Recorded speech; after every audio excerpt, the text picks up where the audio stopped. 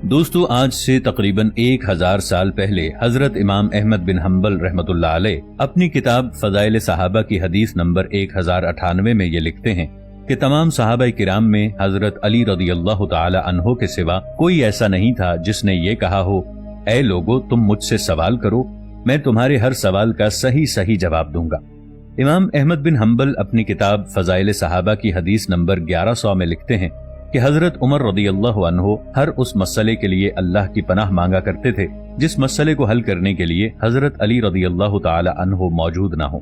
آج سے 800 سال پہلے امام اہل سنت ابن جوزسبت اپنی کتاب تذکرۃ الحواس میں لکھتے ہیں، حضرت عمر رضی اللہ تعالی عنہ کے اس طرح پناہ مانگنے کی وجہ یہ تھی کہ حضرت ابو بکر صدیق رضی اللہ تعالی عنہ کے بعد حضرت عمر رضی اللہ تعالی عنہ کو جب دوسرا خلیفہ مقرر کیا گیا تو روم کے بادشاہ نے زمین اور آسمان میں چھپے رازوں کے بارے میں معلومات حاصل کرنے کے لیے ایک شخص کو حضرت عمر رضی اللہ تعالی عنہ کے پاس بھیجا۔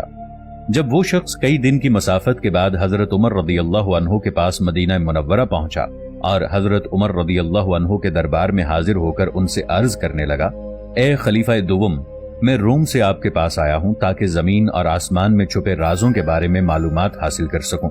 ہم نے سنا ہے کہ آپ کے نبی صلی اللہ علیہ وآلہ وسلم نے اپنے آخری نبی ہونے کا ذکر کیا ہے، اور یہ بات تورات، زبور، انجیل سب آسمانی کتابوں میں موجود ہے۔ اگر آپ کے نبی نے آخری نبی ہونے کا دعویٰ کیا تھا تو میں آپ سے کچھ سوالات پوچھنا چاہتا ہوں۔ اگر آپ نے میرے سوالات کے درست جواب دے دیے تو میں واپس جا کر شہنشاہ روم کو بتا دوں گا کہ ان کے نبی ہی آخری نبی ہیں جن کا ذکر ہماری آسمانی کتابوں میں موجود ہے۔ خلیفہ دوم، اگر آپ نے میرے سوالات کے درست جوابات نہ دیے تو یقیناً آپ کا نبی کاذب ہوگا، نعوذ باللہ۔ حضرت عمر رضی اللہ عنہ اس آدمی سے مخاطب ہوئے اور کہنے لگے، اے ابن آدم، تم یہ بات اپنے ذہن میں رکھو کہ ہمارے نبی حضرت محمد مصطفیٰ صلی اللہ تعالی علیہ وآلہ وسلم ہی وہ آخری نبی ہیں جن کا ذکر تورات، زبور، انجیل سب آسمانی کتابوں میں ہے۔ تم مجھ سے جیسا سوال کرنا چاہتے ہو کرو۔ تو وہ شخص کہنے لگا، اے مسلمانوں کے خلیفہ، میرا پہلا سوال یہ ہے کہ آپ مجھے زمین کی اس جگہ کا نام بتائیں جہاں سورج کی روشنی صرف ایک ہی دفعہ پڑی ہو، اس کے بعد آج تک وہاں پر سورج کی روشنی نہیں پڑی۔ میرا دوسرا سوال یہ ہے کہ اس زمین پر ہر پودا پانی کی وجہ سے پیدا ہوتا ہے اور وہ تناور درخت بنتا ہے، لیکن وہ ایسا کون سا درخت ہے جو بغیر پانی کے پیدا ہوا ہو؟ میرا تیسرا سوال یہ ہے کہ وہ ایسی کون سی چیز ہے جس کے نہ ہاتھ ہیں، نہ پاؤں ہیں، نہ جسم ہے، سارے کا سارا منہ ہے؟ میرا چوتھا سوال یہ ہے کہ وہ ایسی کون سی چیز ہے جس کے نہ ہاتھ ہیں نہ پاؤں ہیں لیکن وہ ہر وقت زمین پر چلتی ہی رہتی ہے؟ میرا پانچواں سوال یہ ہے کہ آپ مجھے ایسے درخت کے بارے میں بتائیں اگر کوئی انسان گھوڑے کی رفتار سے 100 سال تک اس درخت کے سائے تلے چلتا رہے پھر بھی اس درخت کا سایہ کبھی ختم نہیں ہوگا۔ میرا چھٹا سوال یہ ہے کہ آپ مسلمانوں کا یہ عقیدہ ہے کہ لوگ جنت میں کھائیں گے، پیئیں گے، لیکن کھانے پینے کے باوجود بھی انہیں پاخانے اور پیشاب کی حاجت پیش نہیں آئے گی، یہ کیسے ممکن ہو سکتا ہے؟ مجھے یہ بات ناممکن سی لگتی ہے۔ اگر یہ بات سچ ہے تو آپ مجھے ایسی دلیل دیں جس کو میری عقل تسلیم کر لے۔ میرا ساتواں اور آخری سوال یہ ہے کہ آپ مسلمانوں کا یہ عقیدہ ہے کہ اللہ تعالیٰ نے جنت بنائی ہے، اس جنت کے دروازے بھی ہیں، تو آپ مجھے اس جنت کے دروازوں کے تالوں اور ان کی چابیوں کے بارے میں معلومات فراہم کریں۔ امام اہل سنت ابن جوزی آج سے 800 سال پہلے اپنی کتاب تذکرۃ الحواس میں یہ لکھتے ہیں کہ حضرت عمر رضی اللہ عنہ نے دربار میں موجود تمام صحابہ کرام کو یہ حکم دیا کہ ان 7 سوالوں کے صحیح جواب بتائے جائیں۔ بہت زیادہ فکر و تدبر کرنے کے باوجود صحابہ کرام میں سے کوئی بھی شخص ان سوالات کے جواب نہ دے سکا۔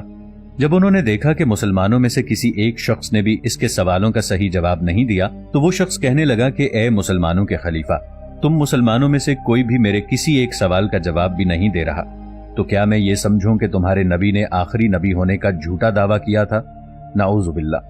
کیونکہ ہمارے نبی اور پیغمبروں نے ہمیں آخری نبی کی پہچان کرنے کے لیے ہمیں کچھ سوالات بتائے تھے اور کہا گیا تھا کہ ان سوالات کے جوابات یا تو خود آخری نبی بتا سکتا ہے یا وہ شخص بتا سکتا ہے جسے آخری نبی نے علم عطا کیا ہو۔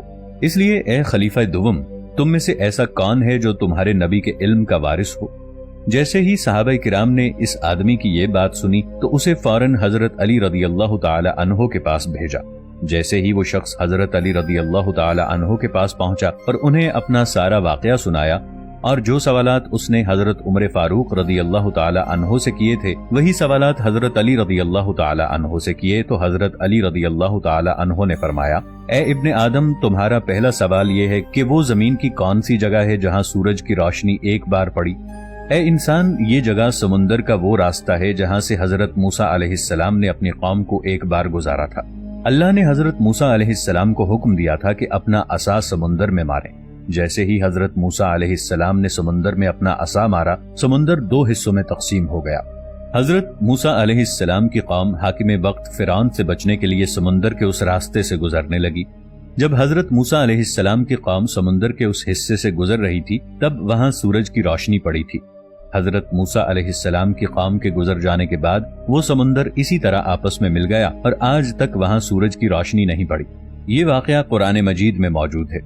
تمہارا دوسرا سوال یہ ہے کہ زمین میں ہر درخت پانی کی وجہ سے پیدا ہوتا ہے، وہ کون سا درخت ہے جو بغیر پانی کے پیدا ہوا ہو؟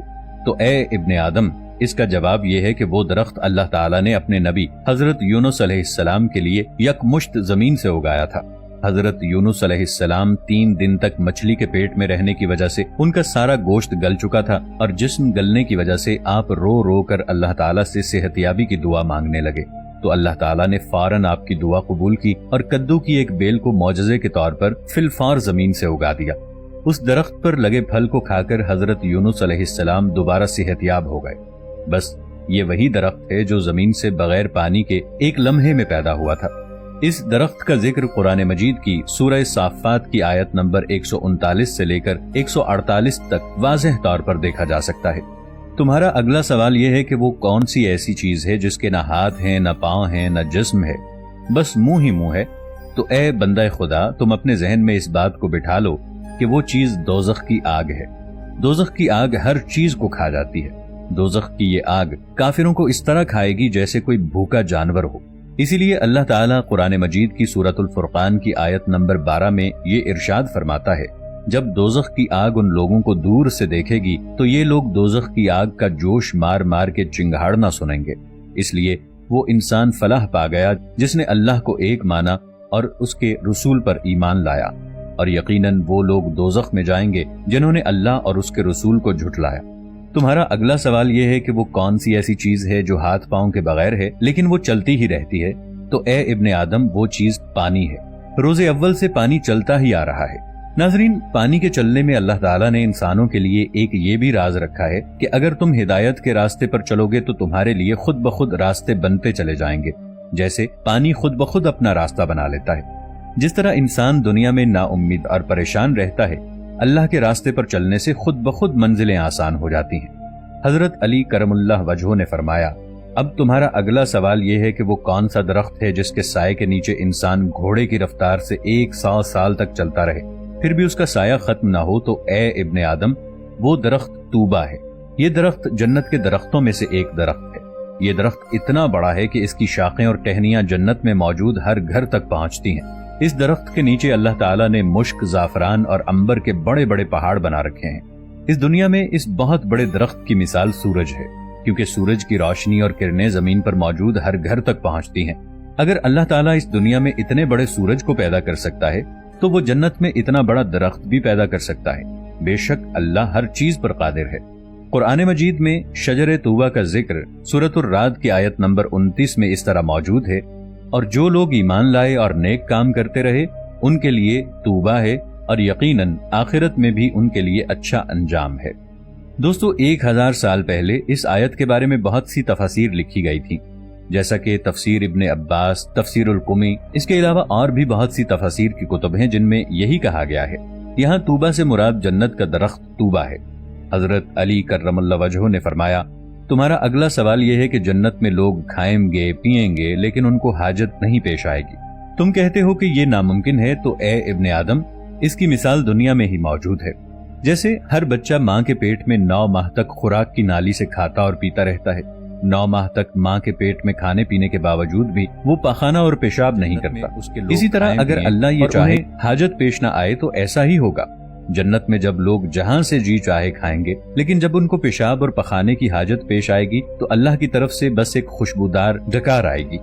اب تمہارا اگلا اور آخری سوال یہ ہے کہ اگر جنت میں دروازے ہیں تو میں ان دروازوں کے تالوں اور چابیوں کے بارے میں معلومات فراہم کروں تو اے ابن آدم، جنت کے دروازوں کے تالوں سے مراد اللہ تعالیٰ کے ساتھ شرک کرنا ہے۔ جو کوئی اللہ کے سوا کوئی اور معبود بنائے گا اس کے لیے جنت کے دروازوں کے تالے کبھی نہیں کھلیں گے، اور ان کی چابیاں نزع کے وقت سچے دل سے لا الہ الا اللہ محمد الرسول اللہ کی گواہی دینا ہے۔ اللہ تعالی ہم سب کا خاتمہ ایمان پر کرے، آمین۔